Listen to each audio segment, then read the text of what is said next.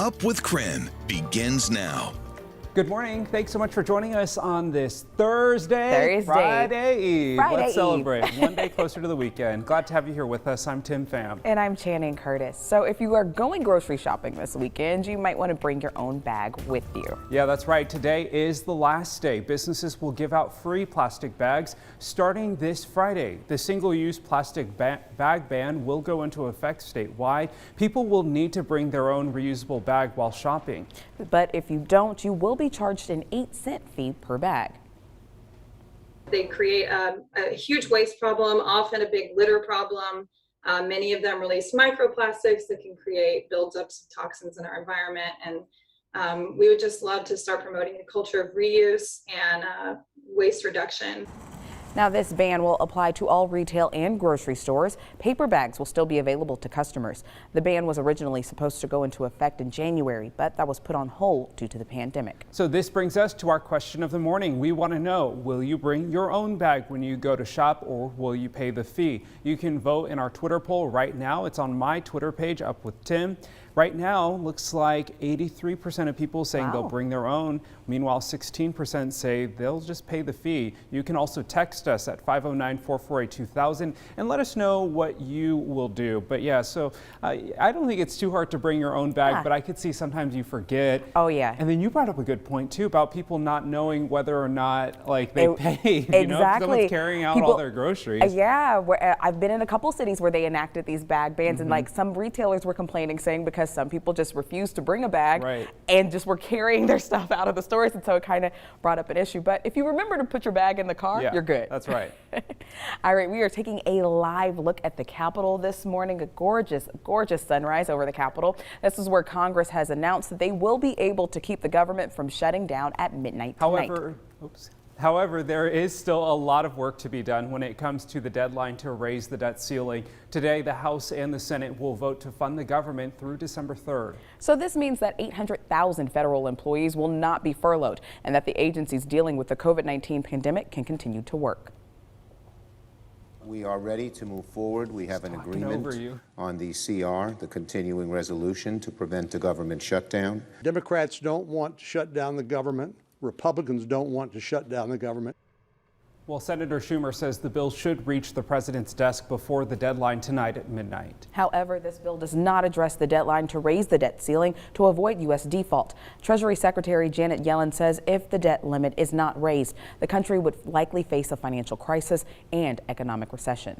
All right, 6:02, let's take you outside where it is a little bit chilly this morning. A little chilly out. Yeah, Jeremy's wearing the double layers today, 2 jackets because, yeah, it is kind of cold. Yeah, it's a bit chilly out here. It kind of has a bit of a fall morning smell even.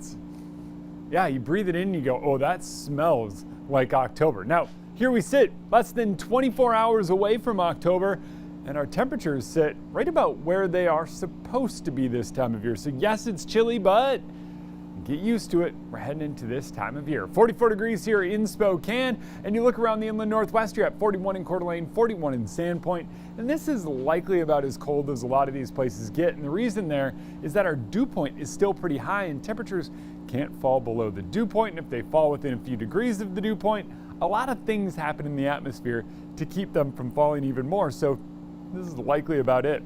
Wind picks up later on today, though. We've got light wind taking us into the morning, but by this afternoon, we'll see wind pick up ahead of a cold front moving in later on tonight. As wind picks up, expect increasing cloud cover across the region and eventually a round of showers. We're seeing a couple of bits of moisture kind of fall apart in the middle part of the state, and that's going to be the story today. Kind of prefrontal instability coming out and trying to create something, but it just keeps falling apart until tonight. So as our sun sets, clouds will take over, and then later on tonight, 9 p.m. to about 1 a.m., we have the chance of some showers. Those wind up moving out, and tomorrow we're talking sunshine across much of the inland northwest before we head into the weekend. It's Thursday. Tomorrow's Friday Eve, and well, this is a pretty, or no, it's Thursday. Tomorrow's Friday. Today's Friday Eve. Wait, hold on. All right, that's fair. You can yell all you want because I screwed that up. Temps down in the low 40s this morning, climbing up to near 70 this afternoon. And because I can't figure out how to talk this morning, back to you guys in the studio. I know, I was like, wait, hold on. Wait a minute. We are not going back. Nope. I don't want to do two of any day in the week. Yeah, right. All right, fair.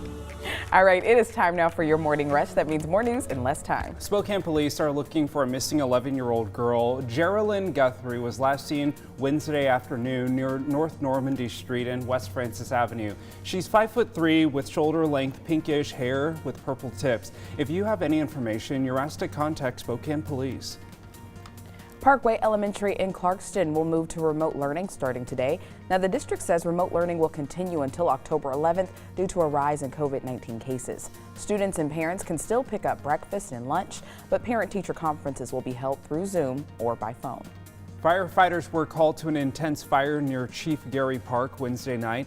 A detached garage caught fire, and that garage had 2 cars inside. They're all considered a total loss. Fire crews say no one was injured in the fire, and the cause is still not known. Well, proof of a COVID-19 vaccination or negative COVID test results will be required for all WSU football games starting October 9th. Visitors can show their proof before the game at 4 guest service kiosk locations outside of Martin Stadium. Now, people who arrive after kickoff will be screened at the gates. Guests will also be required to wear a mask during the game, regardless of vaccination status. That's your morning rush. More news in less time. Let us know what's happening in your neighborhood by using the hashtag #UpWithKREM on social media. Governor Inslee and Governor Little made visits to the inland Northwest yesterday amid the current hospital crisis. We're hearing from them this morning on what needs to be done to keep those infected with COVID-19 out of the hospital. And if today's Friday, even tomorrow's Friday, that would mean this weekend is right around the corner. It's looking like it's going to be a nice one. Partly cloudy both days and temps in the upper 60s and near 70.